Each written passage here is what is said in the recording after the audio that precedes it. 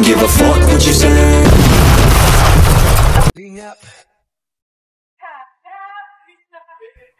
Yan, oh. Okay na yan? May kwento. So yun guys, ito muli ang inyong lingkod Batang Elio, and ito at birthday na naman ni Tatay Veran. And kung naalala nyo pa, nung bago pa lang si Viancy po sa Kalingap po, at nadatnan nila, siya na naglalakad, nadatnan nila Kalingap Rob, or nadaanan po, at sinakay nila at hinatid, at ito si Viancy noon, ay may dala-dala din na cake. Sorry, nabubulol. May dala-dala rin siyang cake, and dahil doon ay first time ni Tatay Veran po na magkaroon ng cake sa parang buhay niya sa kanyang birthday, at yan ay papasagahan din natin mamaya. And of course, uunahin na po natin ito, vlog ni Dr. Lab. Dr. Lab, paggamit ng video mo para ating mareaksyonan. And bago tayo tumuloy, syempre huwag natin kalimutan ng buong Kalingap para suportahan po. Sa pangunguna po yan ni Kuya Val Santos Matubang, Ate Edna Vlogs, and Kalingap Rob, of course. So, tuloy-tuloy na po tayo, guys. Oh, makapiright tayo. Parang boses ni J. Brad yun, Marami kaming alaga ditong langaw. Oh. Nag-harvest na naman? Magtayo nga tayong farm natin, yung lupa natin, gawin nating langawan din. Gawin nating manukan. Yan, daming handa ni Pade, Yan, Grabe, Ayun. So, yun guys, narinig natin na handa daw ni Viancy, at hindi rin alam ni Tatay Veran. Just like before, nung una po, na talaga sorpresa din yung cake na dinala ni Viancy. Grabe. So, hindi talaga pala naghahanda si Tatay Veran. And of course, alam naman po natin kung saan sila nanggaling po, Sana yung walang at sabi ko, matanda na. Matanda na? Pwede na yung kahit, pansit canton. Pagdating na yun. Okay na daw kahit pansit canton. So, naalala nyo pa kung ano handa nila noon nung pagdating ni Viancy, tsaka yung mga K-boys doon sa bahay po nila. May nadatnan din po sila doon na kinakain ng kanyang mga bisita po, At ito ay pansit din. Mahal na mahal ka talaga ni Viancy kasi hinandaan ka.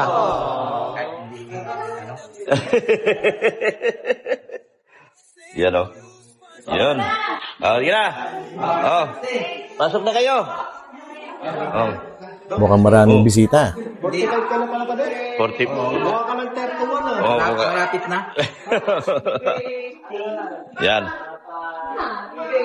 45? Yung edad lang naman ang tumatanda. Oo nga. Sabi nga, kalabaw lang. Kalabaw lang tumatanda. Dito, daming langaw. Dito kayo. Kakanta kayo mga Marites. Dito, Marites. Ayun, mga Marites pala ang bisita.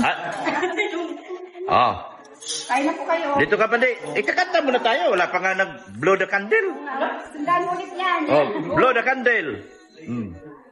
Kumakanta na nga sa YouTube Okay. Ready? 1, 2, 3. Happy birthday to you.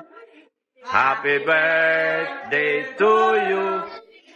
Happy birthday, happy birthday, happy birthday to you. Yan. Yun, happy birthday. Tapos na po. Ba? Automatic. Hihira naman na unahan pa kami. Lugi. Kain na kayo, kain na. Blow the candle mo na. Tapos na? Na-blow na rin? Ay, pinat mo pa kasi. Oo nga. Kain na ako. Ayoko na iyan. Ang guluhin yung scout ko, Ayun, andun din pala si Tinay, tsaka sino ba ito? Yung isang Kalingap Angel guys, si Marian. Yan, bisita din pala sila dyan, Tsaka yung classmate ni Viancy na si Kate, nandyan din pala. May scout ako, Brad. Yung scout ko lang ba-vlog ko. Meron akong bagong scout, Ano ba ang bago mong scout? Kate. Nako, scout na naman di ko Kate nga. Boss Rob, 10 beses ko to ipakiusap sa'yo kahit 20 beses mo kong tanggihan. Ha? So, natawa talaga ako doon kay Dr. Lab. Doc Lab, hindi mo na kailangang ipasa pa kay ano yan. Kay Kalinga Prab. Kasi marami ka ng big time na mga sponsors. Kaya mo na yan. Di ba? Unlike before nung pinasa mo si Biancy na walang-wala ka pang sponsor. Kaya medyo nahirapan ka pero this time, kaya mo na yan. Well, anyway, so yun. Basta, naniniwala naman ako sa kakayahan mo. Kaya mo na yan. Ipa-viral itong si Kate. Anyways, dati narinig ko na kung ano yung trabaho ng papa ni Kate po. Ito ay isang pintor. Kumbaga ordinaryo lang din pala yung buhay na kanyang pinanggalingan or sa kanilang buhay ngayon. Ordinary lang din pala, guys.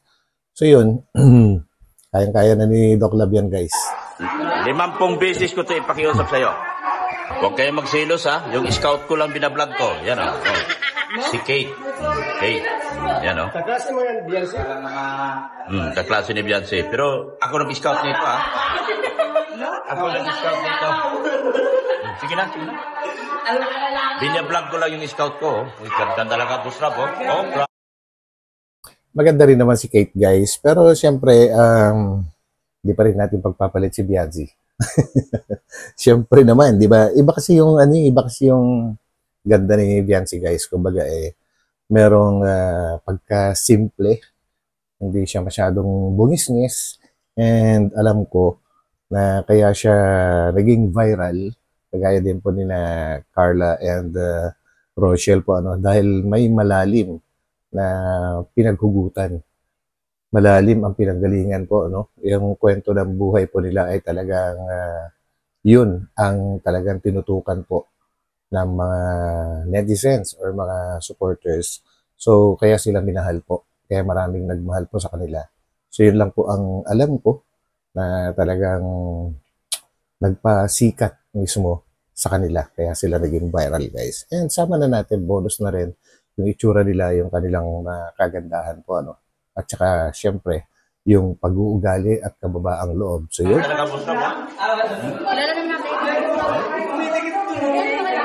Ilalaptip ko to kay Harvey. Kay Harvey.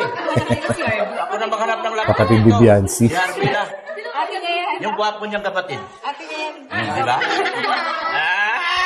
Kita mo? Nalagyan ko na ng laptop si Harvey. Sana all. Siyempre, sinisiguro ko na yung kinabukasan ng mga ito. Grabe.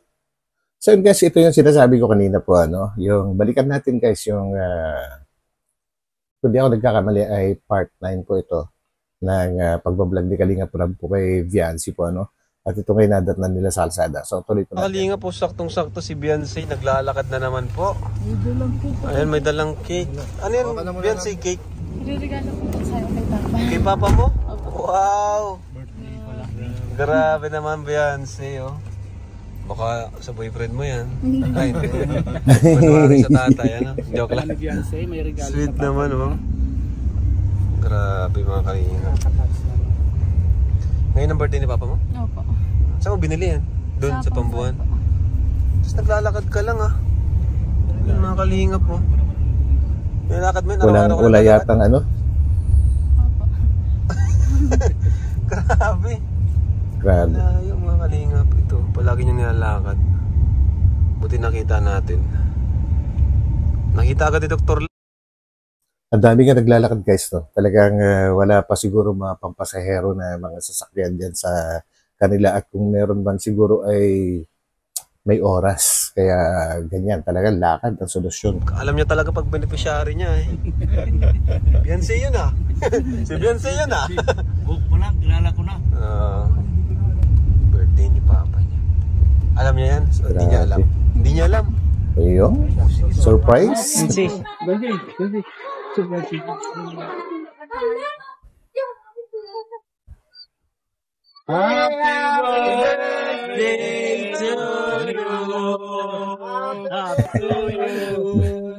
Happy birthday to you. So yun, guys, meron din naman silang pinagsasaluhan and sa tingin ko mga family, mga relatives, yun siguro nila, kapitbahay itong mga bisita po nila. Ano.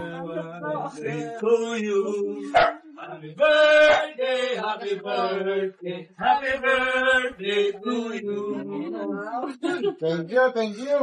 Salamat po. Grabe. Ito. Kasama mo kay papa mo. Tapos batayin mo siya. Naiyak na si Tatay Biran.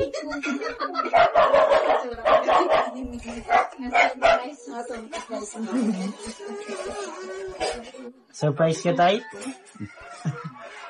Sobra. Lagi po ba kayong dinadala ng Biancy na pag-birthday niya?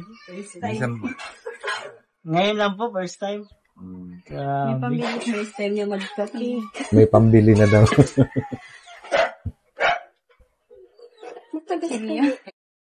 So yun guys, nahirapan si Biancy na tanggalan ng panali. So mukhang legit niya talaga ito na naglakad siya ng malayo at saka halata sa karton po sa box po ng cake. Ay medyo lukot-lukot na. It means talagang tunay, hindi fake yung sinabi nila na naglalakad lang siya at dahil sa haba ng kanyang nilakad na-deform na yung box and humigpit na ng gusto yung panali po So yun guys, legit. Ayun Pwede yata tayo mag-blow ng cake. Baka kandila. Grabe. Ang parang sunod yung sa akin. Surpresa.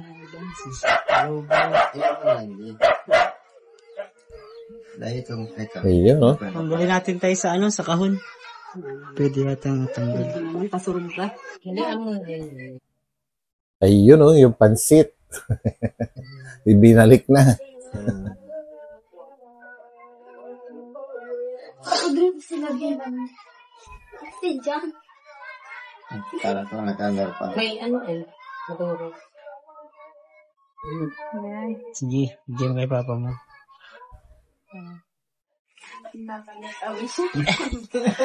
May wish pa.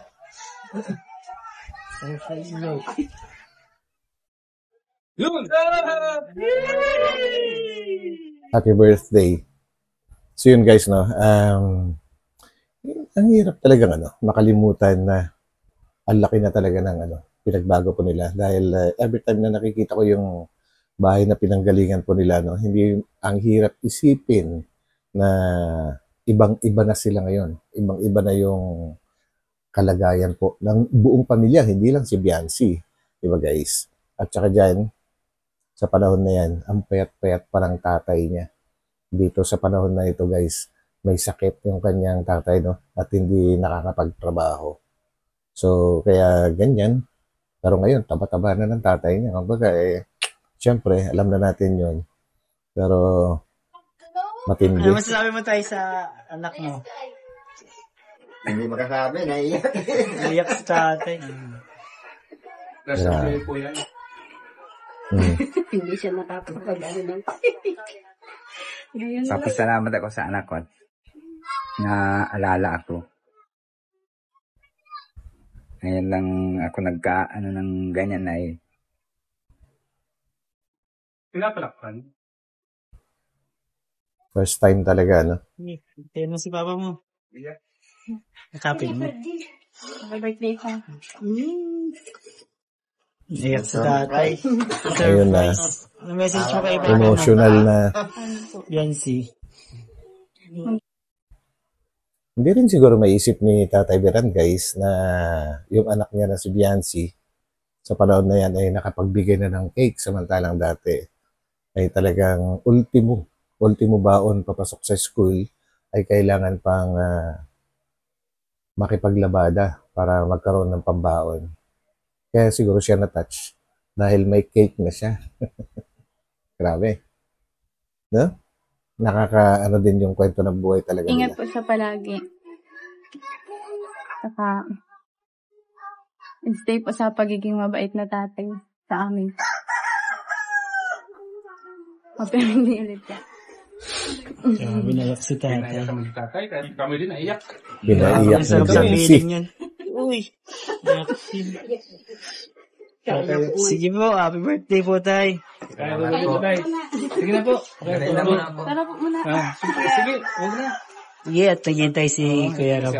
Thank you po. Sige po. Pinapit lang namin si tatay na happy birthday. Nakita po kasi namin siya tayo sa daan, tapos sinakay na namin siya. Yun. Surprise na yan kay Papa niya talaga. Ay, Sabi sa akin surprise. kanina. Ayun. Alam ng mama niya. Kala niya walang handa. Tapos, sinurpresa siya.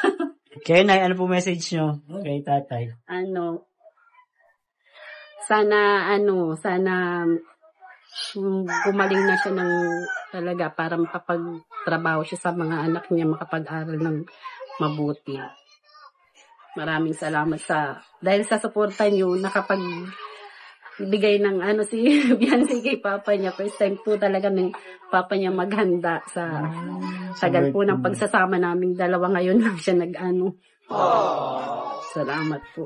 Yun po, tay. Nay, happy birthday, tay. Salamat. Yancy.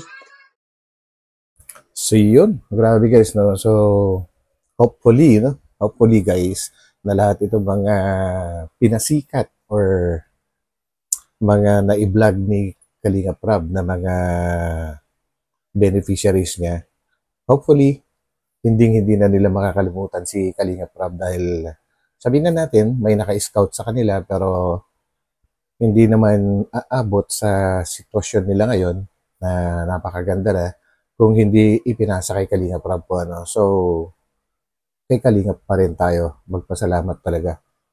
Yan ang huwag nating kakalimutan. Lagi nating tatandaan.